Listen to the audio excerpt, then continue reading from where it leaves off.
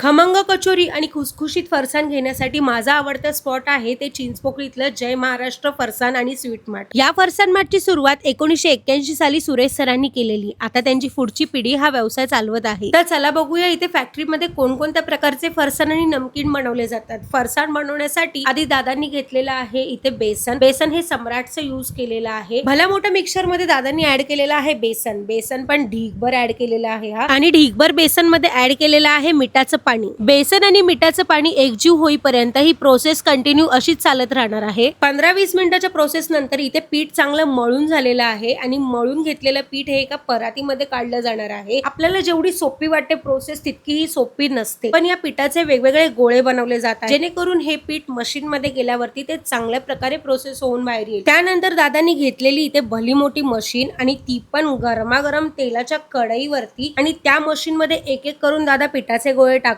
आहेत. वरून मशीन मध्ये पिठाचे गोळे जात आहेत आणि खालून तेलामध्ये पापडी तयार होत आहे. हे बघूनच मी शॉक झाले, कारण फरसाण मधली पापडी आणि चहा सोबत पापडी मला खायला लहानपणापासून खूप आवडतं. दादानी इथे पापडी तर तळून घेतलेली आहे. आता दादा कढईत पुन्हा काय टाकणार आहे तुम्हाला माहितीये का? दादानी इथे एक एक करून पिठाचे गोळे पुन्हा मशीन मध्ये टाकलेले आहेत. आता मशीन मधून काय येत आहे बाहेर हे तुम्हाला माहितीये का? तुम्ही विचार करत असाल चकली, तर हा तुमचा गोड गैरसमज आहे. दादा इथे बनवत आहेत भाऊनगरी गाठ्या, जे सर्वांना जास्त आवडतात. तुम्हाला माहितीये का भाऊनगरी गाठ्या बनवण्याची ही प्रोसेस तर मला सगळ्यात भारी वाटली, कारण की ते दिसायला एकदम नूडल्स सारखे दिसत होते. लहानांपासून मोठ्यांपर्यंत किंवा आपण प्रत्येकाने आयुष्यात एकदा तरी फरसाण खाल्लंच असेल ना. खूप जण तर फरसाण पगलू असतात आणि काही जण अशी असतात की ज्यांना चहा बरोबर भाऊनगरी गाठ्या, भाऊनगरी शेव, पापडी खायला खूप आवडते. पण तुम्ही इथली कचोरी एकदा टेस्ट कराल ना, तर तुम्ही नक्की या कचोरीच्या प्रेमात पडाल. इथे मिळणारे मिक्स फरसाण मध्ये जातात ते भाऊनगरी गाठ्या, भाऊनगरी पापडी, भाऊनगरी शेव, बारीक शेव, तिखट बारीक शेव, जाड तिखट शेव, पोह्यांचा तिखट चिवडा, मक्याचा गोड चिवडा, नायलॉन शेव, मिक्स फरसाण, मसूरचा चिवडा, मूग डाळ आणि चना डाळ. इतक्या प्रकारचं नमकीन वापरून इथे हे मिक्स फरसाण तर बनवलं जातं. आणि इथलं मिक्स फरसाण, कचोरी तसंच भाऊनगरी शेव गाठ्या घेण्यासाठी इथे तुडुंब गर्दी लागलेली असते. यांची शाखा 3 ठिकाणी आहे. आपण चिंचपोकळीची शाखा तर पाहिली, तसंच कुर्ला आणि ऐरोलीला सुद्धा यांची शाखा आहे. सगळ्यात भारी गोष्ट म्हणजे त्यांनी संपूर्ण महाराष्ट्रात ऑनलाईन डिलिव्हरी सुद्धा चालू केली आहे. तुम्ही कमीत कमी 1 किलोची ऑर्डर, त्यामध्ये पाव किलो असो किंवा अर्धा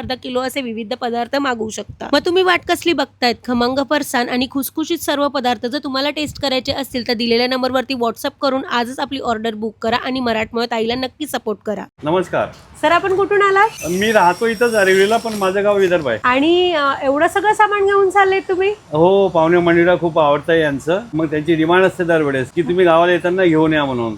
मी चाललोय अकोला अमरावती. तर सर, अकोला अमरावती मध्ये फरसाण आणि चकली मिळत नाही काय? आहे भरपूर, पण आता हीच चव लागली आहे ना, तर ही चव आता मुलांना पण हीच आवडते आणि प्युअर क्वालिटी आहे. पण माझ्या रेस्टॉरंटला पण मी इथं मसाला पापडसाठी किंवा मिसळसाठी इतर म्हणजे आमचं बऱ्याच वर्षापासून आम्ही यांच्याकडनं घेतोय. ओके सर, धन्यवाद. थँक्यू.